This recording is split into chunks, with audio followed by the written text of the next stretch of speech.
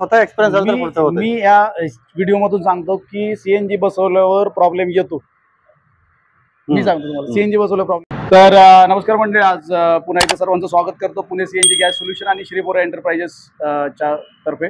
आणि जी आपल्याकडे आज गाडी मी दाखवणार आहे ती आपल्याकडे बऱ्याच व्हिडिओ झालेले आहेत, म्हणजे सारखं आता दाखवतोच मी. पण प्रत्येक गाडीचा प्रत्येकाचा वेगळा एक्सपिरियन्स असतो, तो असायला पाहिजे. म्हणजे नाही का की वेगळा एक्सपिरियन्स कसा आहे, तर काय आपल्याला वेगळं दाखव म्हणून आपण परत त्या गाड्या दाखवत असतो. तर आज जी गाडी आली ती आपल्याकडे विजापूरवरून सर आलेले आहेत आणि गाडी जी आहे ती पंच फेज 1 ची आहे. आपल्याकडे टाटा पंच फेज 1 मध्ये आहे. तर ही गाडी आपण जे हिच्यामध्ये किट इन्स्टॉल केलं ते मिजोचं सिक्वेन्शियल इटालियन ईसीएम मध्ये जो येतो आपल्याला, तो आपण याच्यामध्ये इन्स्टॉल केलेला आहे. आणि गाडीचं फिटिंग वगैरे झालंय. गाडी आम्ही ड्राईव्ह केली आहे. फिटिंग दाखवतोच, सर फिटिंग बद्दल सांगतील आणि फिटिंग पण दाखवतो, गाडीचा परफॉर्मन्स. आणि सरांचं आपण थोडंसं ऐकू की विजापूरवरून येण्याचं कारण काय, विजापूर ते पुणे भरपूर अंतर आहे. तर विजापूरवरून का आले, म्हणजे कसं काय तुम्ही हे केलं, कशावरून रिसर्च केलं? नमस्ते सर, आम्ही सर विजापूरवरून आलेलो आहे.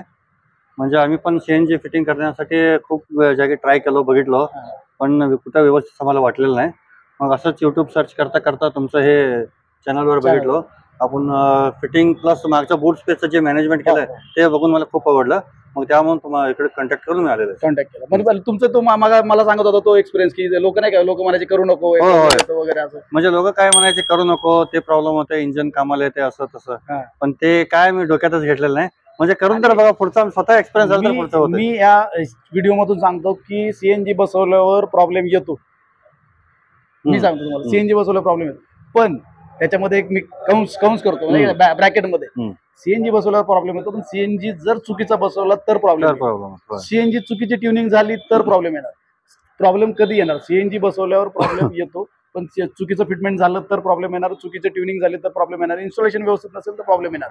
सीएनजी प्रॉब्लेम, मग सीएनजी बदनाम झाला ह्याच कारणामुळे. तर आपण जे फिटमेंट केलं ते तुम्ही फिटिंग बघितली, आणि मी काही सरांना दुसरीकडचे जे युट्यूबवर अवेलेबल आहे ते सगळे तुम्हाला मटेरियल दाखवलं, ते जे फिटिंग बघितलं त्याच्यात आपलं किती फरक आहे? खूप डिफरन्स आहे सर. ते आणि हे बघितलं ना, खूप डिफरन्स. फिटिंग कशी वाटली? फिटिंग तर एक नंबर आहे सर. जे व्यवस्थितपने तुम्ही बसवलंय, वायरिंग वगैरे करताना पण सगळं तुम्ही 2 दिवस कंटिन्यू पुढे करून घेतलेलं आहे. बघून मला आवडलं सर. फिटिंग क्वालिटी एकदम बेस्ट आहे. एक नंबर. आणि आता तुम्ही तुमचे मित्र पण बरोबर आहेत, व्हिडिओ मध्ये नको म्हणते, पण त्यांनी पण गाडी चालवली, तुम्ही पण चालवली. परफॉर्मन्स बद्दल सांगा. त्यांनीच चालवले. परफॉर्मन्स मध्ये काय डिफरन्स वाटत नाही सर. पेट्रोल चांगला परफॉर्मन्स, चांगला बेस्ट परफॉर्मन्स आलाय गाडीमध्ये. आणि गाडीचा आता आम्ही जो आतापर्यंत हे केलेले आहेत, ती गाडी पंच मध्ये बरेच प्रश्न असतात लोकांचे की कितीपर्यंत मायलेज जातं. तर पंच साधारण 28 ते 30च्या दरम्यान चालते. काही लोकांचं 30+ पण गेले, पण खूप एकदम डिसेंट ड्रायव्हिंग वगैरे कंडिशन मध्ये असेल, चांगला रोड असेल, हायवे असेल तर 30+ पण गेली आहे. पण आम्ही 28 ते 30 पर्यंत गाडी चालते, तर ते मायलेज अपेक्षित आहे, तेवढं यायला पाहिजे. 25+ जरी आलं तर पण 25+ आरामात येणार, 100%. 15-16 देते. 15-16 देते. आपल्याला 25+ आलं तरी आपण प्रॉफिटेबल आहे. पेट्रोल मध्ये पण कॉस्ट कमी होते आणि सीएनजीच्या प्राइस मध्ये कमी होतं, तर तो एक बेनिफिट आपल्याला 50%च्या वरती जातो तसं बघायला गेलं तर सगळं. तर गाडी अशा प्रकारे सगळं फिटिंग झाली. सरांचं परफॉर्मन्स आपण रिव्ह्यू घेतला. फिटिंग क्वालिटी मी आता तुम्हाला फिटिंग क्वालिटी दाखवतोच कशी झाली ती, आणि सगळं झालंय. गाडी आपण आता डिलिव्हरी करतो. Okay, thank you sir. तर हा आपण गाडीचं इंजिन बे बघतोय, आणि जी फिटिंग झालंय त्या इंजिन मध्ये आपण बघू शकतो. या ठिकाणी आपण हा मिजोचा ईसीएम बघतोय. या ठिकाणी फिलिंग व्हायला लागलाय.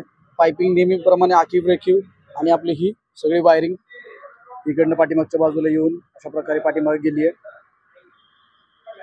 पाठीमागे मॅप सेन्सर सरळ लागलाय, रिड्युसर. या ठिकाणी आपली कंप्लायन्स प्लेट, आणि अशा प्रकारे हा गाडीचा इंजिन बी आपल्याला बघायला मिळतोय. मी एकदा बूट स्पेस पण दाखवून घेतो. तर आपल्याकडे जो आपण बूट स्पेस बघतोय, तर सर लांबून आलेत. सरांचं सगळं सामान त्याच्यामध्ये बसलंय. या ठिकाणी आपण हा टँक दिसतोय अशा प्रकारे. इथं टँकचा हा फिलिंग आपलं टँक वॉल स्टेपनी एकदम प्रॉपर लागली आहे या ठिकाणी. आणि आत्ता सरांच्या इथं 2 बॅग बसलेत. पाठीमागच्या बाजूला अजून एवढी जागा आहे. इथं एक बॅग बसली आहे, बऱ्यापैकी व्यवस्थित साईजची. लॅपटॉपपेक्षा मोठ्या साईजच्या बॅग आहेत ह्या दोन्ही पण, ही पण बॅग. आणि त्याच्यानंतर इथं जागा आहे, इथं वरती जागा आहे. या ठिकाणी असं वरच्या बाजूला जागा आहे, आतल्या बाजूला जागा आहे. म्हणजे भरपूर स्पेस वापरायला आपल्याला या पोझिशन मध्ये आपल्याला स्पेस वापरायला मिळतो. अशा प्रकारे आपण हा जो बघतोय त्यामध्ये पूर्ण स्पेस आपल्याला वापरायला मिळतो. भरपूर स्पेस, म्हणजे टाकी फ्लॅटवर बसवली स्टेपनी. याच्यामध्ये जो बसवलाय आपण तो 65 लिटरचा टँक बसवलाय. 65 लिटरचा टँक बसवला आहे आणि ह्या प्रकारे आपण एवढं आपल्याला स्पेस बघायला मिळतोय. त्याच्यानंतर जो आपण बघितलं तर या ठिकाणी आपण तिचं स्विच इन्स्टॉल केलं आहे. गाडीचं रनिंग साधारण आपण मगाशी बघत होतो तर